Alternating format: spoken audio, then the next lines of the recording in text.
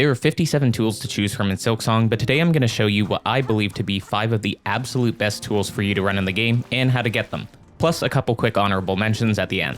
These tools have the potential to completely change your gameplay, provide a clutch save, or just dish out absolutely obscene damage. Welcome to another installment in the Silksong Handbook. If you've struggled to get your heals off in the heat of battle, you're not alone. Thankfully, our first tool on today's list is the Injector band, and once you throw this thing on, you'll never want to take it off. Healing is way more punishing in Silksong than Hollow Knight, where if you fail to get your heal off, you'll just lose all of your expended silk and get nothing, rather than only losing partial soul like in Hollow Knight. As a trade-off, you get 3 masks worth of health instead of 1, and a mid-air heal, which I think is fair, but it's painful when you eat a hit in combat. Thankfully, with the Injector band, your regular heal, which would normally take 0.92 seconds, drops to 0.73 seconds, making your baseline healing 25% slower in comparison.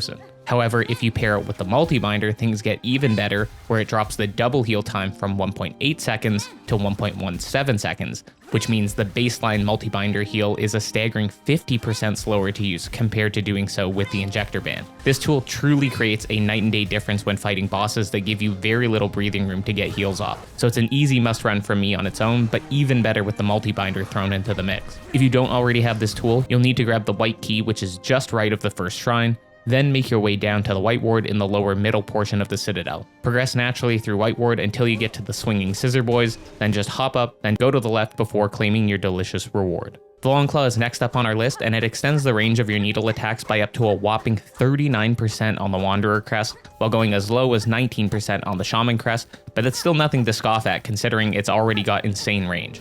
For the sake of clarity, it's worth noting that I calculated these numbers by using the front side of the direction Hornet was attacking as the starting point for the attacks, as you'd be taking contact damage if you were any closer to an enemy than that point, so I felt that made sense. This tool gives you so much more space to put between yourself and enemies while getting your damage off, it's actually cracked. If you've ever used the baseline Wanderer crest, there's a pretty good chance you've felt the pain of repeated contact damage while trying to attack because of how pitiful the baseline needle range is.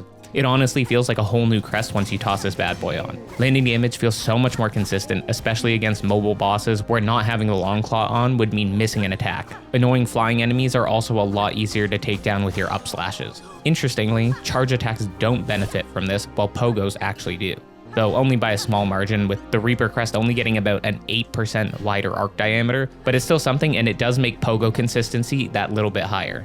Overall, I think any crest in the game can benefit from this, and the notable increase to getting damage off while providing safety makes it equally good, if not better, than many other explicit damage boosting blue tools, especially if you're someone who prefers to use their needle compared to weapon tools or silk skills, but you should be using those, do not forget them. Definitely give this a whirl if you're using the Wanderer crest, but consider it for any other crest in general too. If you're missing the Long Claw, you'll need to visit the Huntress in the Putrefied Ducks, which you access through the Memoriam above Songclave. They'll have a quest for you to complete, which requires using specific tools that match the descriptions of what they're requesting, and upon completion, you'll be given the Long Claw. I found the enemy is just to the left of the White Ward bench to be a great spot for knocking this out. If you're someone who likes to let luck decide your fate, then the Magnetite dice are the tool for you. The description doesn't make it especially clear what they do, reading, playthings carved from magnetic material, used in simple games, believed to bring luck to the bearer, but they're pretty much Silksong's version of Carefree Melody. They give you the chance to completely negate damage from an attack no matter how strong it is, making it incredibly clutch when you get lucky during a dicey boss fight. Now, it's not as strong as Carefree Melody, which would give you a 10 in 99 chance of blocking damage that then would increment by another 10 out of 99 chance every time you took a hit, until it went up all the way to 90 out of 99, making it insane for things like Pantheon of Hallownest or any hard boss, but this version is a little watered down. I don't know if anyone has the exact numbers, but the speculation is that it's either a 2 in 99 chance that increments by 2 each hit, up to 10 in 99, and would on average block around 8% damage as a result. In any case, this is actually way better than you think, specifically because it's a yellow tool slot tool, which has the lowest number of combat-related yellow tools, making it a must-run tool in my opinion anytime you're going up against a boss that's giving you trouble. The difference between you clutching a kill or not can easily come down to this, and I've had instances where it's procced multiple times in a single fight. Alright, now supposedly the dice also have a chance of increasing the crit chance you get from the Wanderer crest by 10%, but honestly I have no clue if this is legit or just somebody BSing on the wiki, plus their numbers make no sense since it should be a 2.2% chance of critting instead of the normal 2, if it is true. instead of the 2.1, which would only be 5%. If it works, great. Consider it an even greater bonus to the tool, but until I see more confirmation of this, I'm a little bit skeptical. It's also really difficult to test this manually given the sample size of hits that would be required to validate it. If you don't currently have the dice and you aren't too far into the game, you can find the NPC Lumble the Lucky here in the Blasted Steppes. There's a game you can play against him that costs 4 rosaries to play, and if you beat him 10 times, you get the dice for free. The trick to guaranteeing a win is to listen for exactly 13 shakes of the dice, where you'll get this very subtle visual cue to let you know you should let go of the dice, or you can just count to 6, then release if that's too hard to do. If you're later on in the game, he will have met an unfortunate demise, so you can just pick them up off his corpse. For number 4, we've got arguably the most busted tool in the entire game, and that's the Cogflies. These guys are basically the mimic tier of Silksong. You can have 4 of them out at a time, can use the polyp pouch with them so that they constantly reproc poison, and they really just go to town on anything that gets in their way. Against trash mobs from general exploration, pretty much nothing is safe from these mechanical death bugs, with a set of 4 of them often lasting multiple minutes when going up against low HP mobs that don't have a chance to fight back. During boss fights, they still fare very well and will almost always get more total damage off than any other tool would have, only it's way more consistent and reliable, and when you're lucky, they'll massively outperform anything else in total damage.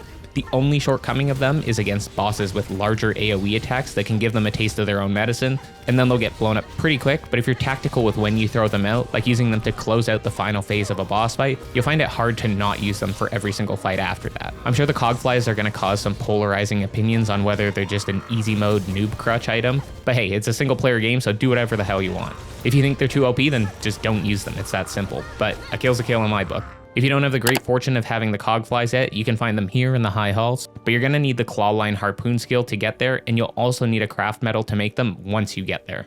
Finally for today, we have a tool that won't get 100% equip time, but when you do have it equipped, you'll be praising the Weavers for its existence. We're talking about none other than the Wreath of Purity. This beautiful sight to behold makes the god-awful muck maggots of bile water unable to sink their grubby little teeth into you, and makes navigating that hellhole just a little bit more pleasant. Now the one catch with this thing is that it will break after too much abuse, but it will be repaired as soon as you hit a bench. If you take an accidental dip into the bile, you'd be able to repel the muggy boys for a full 10 seconds, but usually you'll be quick when you dip into the bile, only staying in for a fraction of that time. When you instantly jump out of the bile, you could do 14 to 15 dunks before the Wreath will break, while slightly longer dunks could let you fall in 11 times instead. All in all, this gives you more than enough wiggle room in most scenarios while roaming around bile water, Sinner's Rise, or the Putrefied Ducks, that it should rarely break for you before you make it to your next bench or perhaps die to a certain boss for the 10th time in a row. Considering how much more awful bile water is without this, I think it's worth trading up blue slot to keep this on while treading through the waters of hell. If you haven't had the good fortune of picking up this tool yet, you can find it here in the Putrefied Ducks, which again you access through the Memoriam just above the first shrine. Some quick honorable mentions that don't have quite as dramatically noticeable effects as the tools I've covered today include the Magnetite brooch that I talk about extensively in my other videos. It's just great for making rosary collection more painless. The compass is awesome for keeping yourself oriented as a first-time player, and is still relevant during your first couple pass-throughs of an area while you still get used to where everything is. And a couple other situational or early game tools that go hard include the Magma Bell, which you can buy from the Forge Daughter, which is incredibly clutch against any boss that deals fire damage like the Last Judge, or where the arena has lava in it to help make the fights a little more bearable if you fall in. It's also just great in general for exploration across all of the deep docks as well. Finally, the long pins are an awesome weapon tool that is incredibly versatile and consistent for dealing damage against just about anything and can be acquired pretty early into a playthrough. Because it's a throwable with an arcing trajectory, you can use it against flying enemies too, which is a leg up it has against attacks, which are a popular pick given their strength against grounded enemies. There are so many more tools I could talk about, many of which are almost equally good or potentially situationally even better than some of the things I've mentioned, but I'm going to save that for another time. If you did enjoy this installment of the handbook, buckle up for the tier list that I have planned down the road. I'll give you properly in-depth rankings of every single tool in the game. Let me know in the comments what you'd like me to cover next, or just drop a shaw to support the channel. If you're looking for some additional tips and tricks, you can check this video out next that has a dominant focus on the early game, but it's got useful advice that applies through all stages of the game. I'll see you in the next one. Peace.